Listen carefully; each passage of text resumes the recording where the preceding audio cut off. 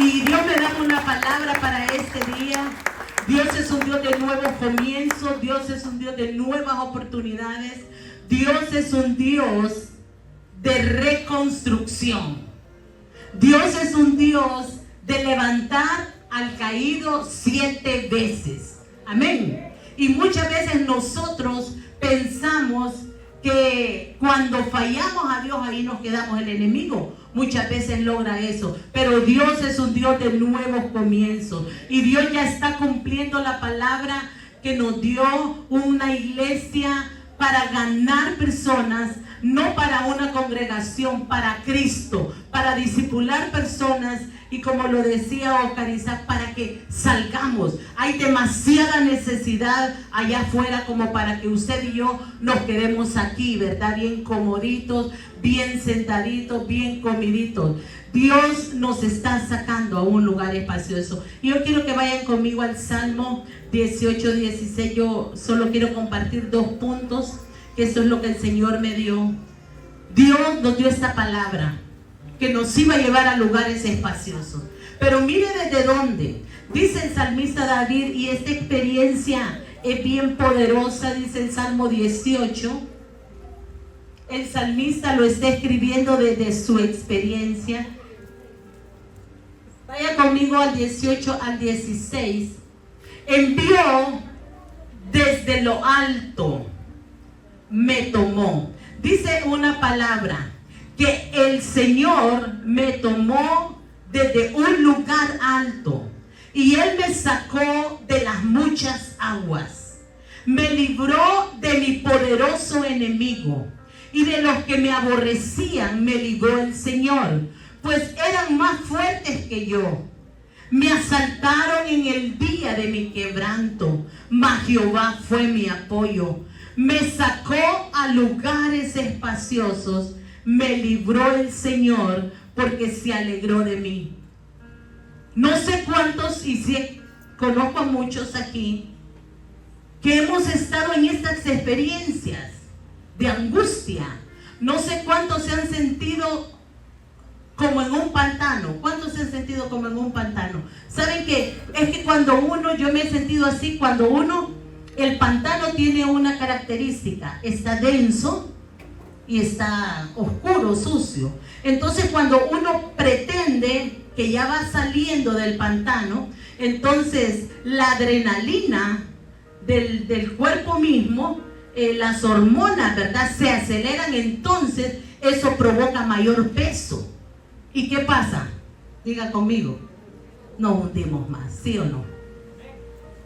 Y yo me imagino esta experiencia del salmista David desde ahí. Desde mi angustia, dice, me libró el Señor y me llevó a un lugar espacioso. Quiero decirle a alguien en esta mañana, usted no va a poder solo. Amén. Usted no puede solo, yo no puedo sola. Mire, yo me he creído una mujer fuerte desde chiquita, una mujer, como que decimos en buen hondureño, bien gallona, ¿verdad? Una mujer de carácter firme, una mujer de procesos fuertes.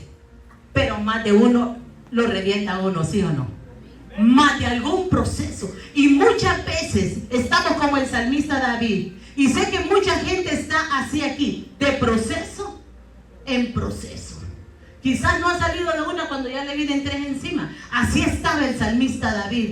El salmista David estaba en una profunda angustia. ¿Saben qué dicen los estudiosos? Estaba tan angustiado porque es que la angustia consume. La angustia mínimo lo que pega es ansiedad, depresión, estrés. Y eso mata a cualquiera.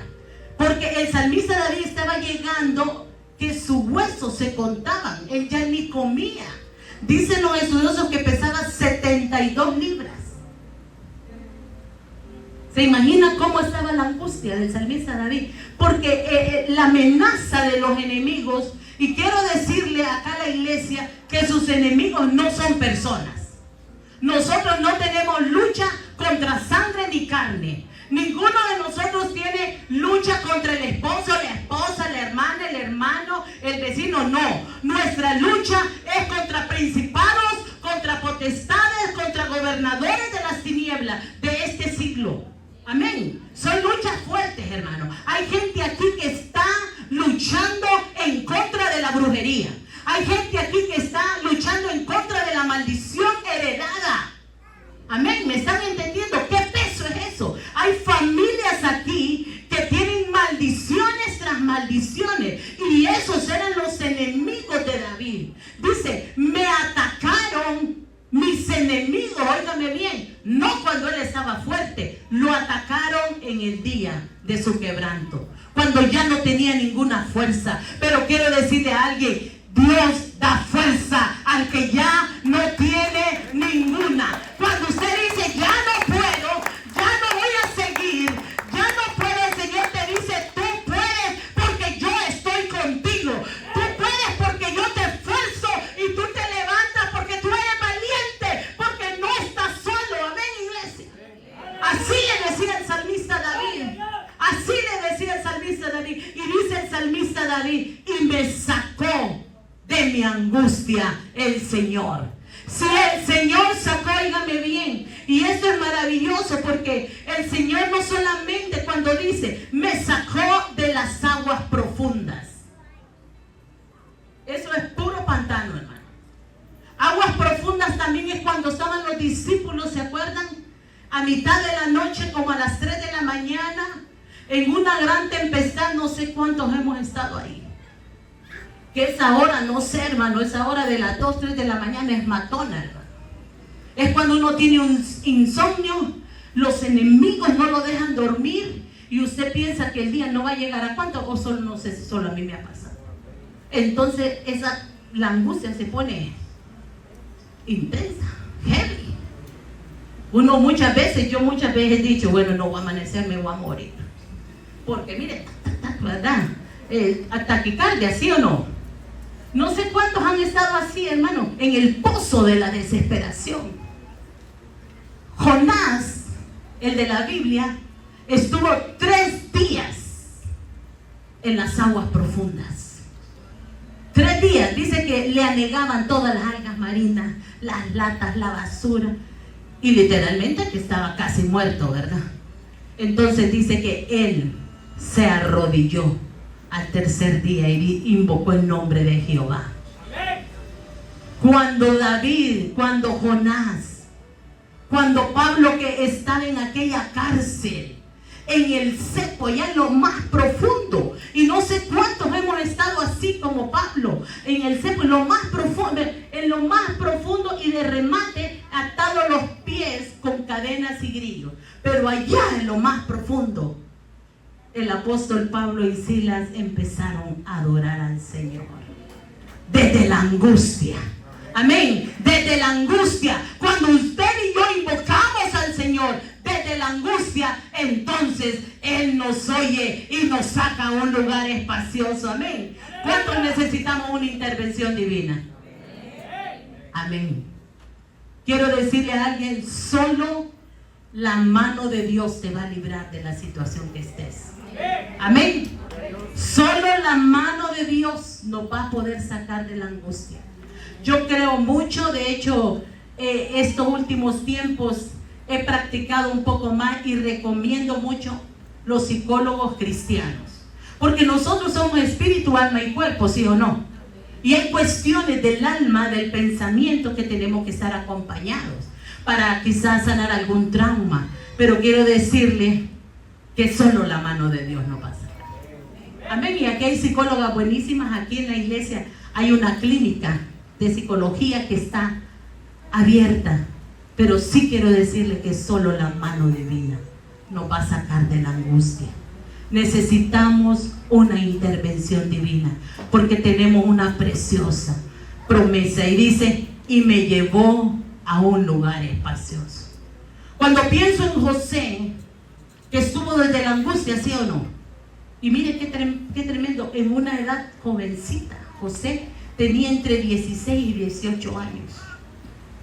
Cuando tiene una visión, un sueño, y empieza la angustia, porque sus hermanos, diga conmigo, querían matarlo.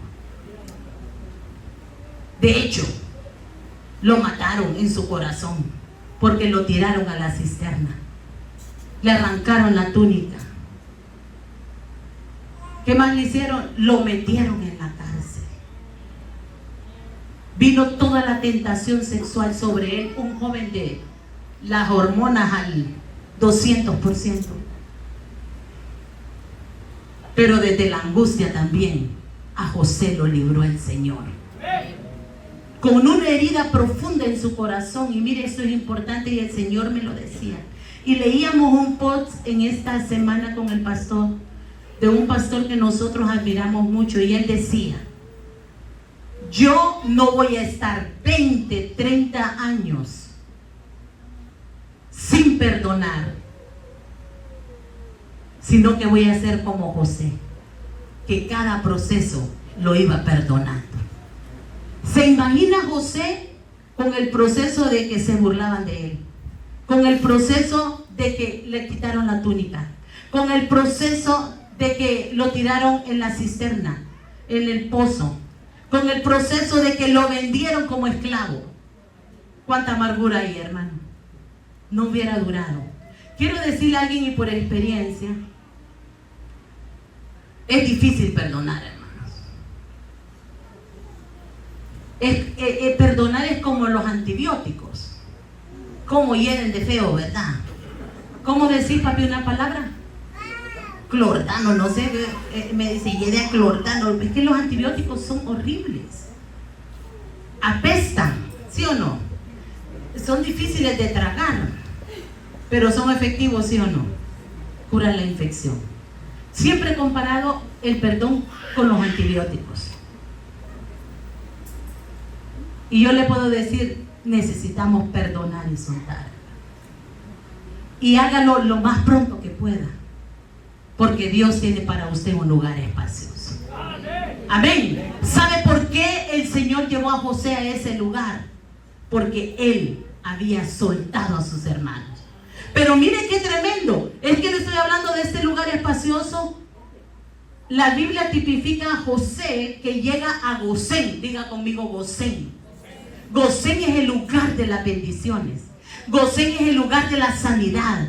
Gosén es el lugar de la provisión. Gosén es el lugar de la bendición total. Y los hermanos de José llegaron a la ciudad de Gosén, pero ellos llegaron reventados, hermano. Ellos llegaron sin perdonar. Y perdóneme la expresión, pero ellos llegaron muertos de hambre. Se iban a morir de hambre. Pero José los estaba esperando, dígame conmigo, desde el lugar espacioso. José los estaba esperando desde su corazón. José los estaba esperando ya perdonados. Pero el amor que les tenía, él dice, me encanta esa frase, él no resistió y comenzó a llorar y se delató, ¿verdad? Su hermano empezó a decirle, creo que te conozco. Usted va a estar en un lugar espacioso para bendecir a otros. Amén. Para bendecir a sus enemigos. ¿Cuántos dicen amén? Amén. Para bendecir a los que lo maldijeron. Para bendecir, óigame bien, a aquellos que le provocaron, entre comillas, su aparente ruina. Dios nos va a llevar a un lugar espacioso. De hecho, a nosotros aquí nos tienen un lugar espacioso, pero Él tiene mejores y mayores promesas que esto. Amén. Y quiero terminar con esto porque esta es la palabra que Dios me dio para este aniversario. La mano poderosa de Dios está sobre nosotros. Amén. ¿Saben qué es eso, hermano? Diga conmigo, porque cuando el salmista dice, me agarró y me tomó, ¿con qué se toma? Con la mano. Y Él me llevó a un lugar espacioso. Y mire, en Nehemías, esta palabra, Dios me la había dado y me la confirmó este martes. Nehemías capítulo 2, vamos a ir rápido, búsquenlo porque quiero que usted se quede con esta palabra. El libro de Nehemías, el profeta Nehemías, en el capítulo 2, en el verso 17 y 18 dice, no sé si está acá, aquí está. Y les dije pues, Vosotros veis el mal en que estamos, dijo Nehemías.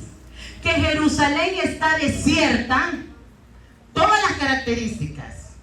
Sus puertas están consumidas por el fuego. Venid y edifiquemos el muro de Jerusalén, dice Nehemías, y no estemos más en oprobio. Oprobio es deshonra. Oprobio es descrédito público. Oprobio es vergüenza. Oprobio es destrucción. Uno de estos meses atrás yo prediqué acerca del oprobio. Oprobio son maldiciones que han lanzado contra ti. Oprobio es todo aquello que trae ruina a tu vida. Entonces Nehemías está en una angustia terrible, hermanos. Nehemías está viendo, y cuando dice ¿cómo está Jerusalén?, Nehemías primero fue a su familia y vio a su familia que las puertas estaban quemadas. Y las puertas eran tan importantes en Jerusalén porque la puerta tipificaba seguridad, la puerta tipificaba honra, la puerta tipificaba que estaba bendecida esa casa. Y el enemigo y los adversarios de Jerusalén vinieron y quemaron todas las puertas. ¿Sabe qué había en Jerusalén? Y lo anoté aquí: desolación. Todo estaba arruinado. En Jerusalén lo que habían eran escombros, que es lo que queda después del fuego. No sé en qué situación está usted, hermano. No sé si usted está en una situación emocional, de salud, financiera, en escombros, que usted dice aquí ya todo terminó. ¿Se imaginan a Nehemías caminando encima de los escombros? Dice la Biblia que era tal la angustia de Nehemías que él rasgó sus vestidos. Él rasgó sus vestidos. Cuando un hombre de Dios rasgaba sus vestidos, es que estaba en luto, estaba en silicio, estaba en pena profunda. Dice la palabra que Nehemías rasgó sus vestidos.